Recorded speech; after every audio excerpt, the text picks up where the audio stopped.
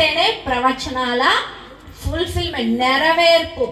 అదిగో అక్కడ చెప్పాడు కదా, అది ఇక్కడ జరిగింది, అక్కడ చెప్పాడు కదా, ఇక్కడ చేశాడు, అక్కడ చెప్పాడు కదా, ఇక్కడ జరిగిందని రాసి ఉంటుంది ప్రతి చోట.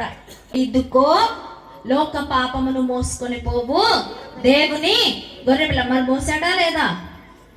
ఇదిగో పుడతాడన్నారు, పుట్టాడా?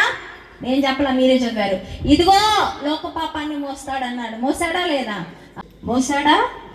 మోసాడా లేదా? మోస్తాడని చెప్పాడు లేదా యోహాను గారు? ఇదిగో పాపాన్ని మోస్తున్నవాడు వస్తున్నాడు. నీ అప్పులు మోసేవాళ్ళు ఉండొచ్చు, నీ రోగాలు మోసేవాళ్ళు ఉండొచ్చు, నీ వ్యాధులు మోసేవాళ్ళు, నీ కష్టాలు మోసేవాళ్ళు. నీ పాపాన్ని ఎవ్వరు కూడా మొయ్యరు. నీ పాపాన్ని మోయగలిగిన వాడు ఒకడే, ఆయనే నజరేయుడైన యేసుక్రీస్తు చేసిన సిలువ కార్యం ఇక్కడ మీకు అర్థం కాదు.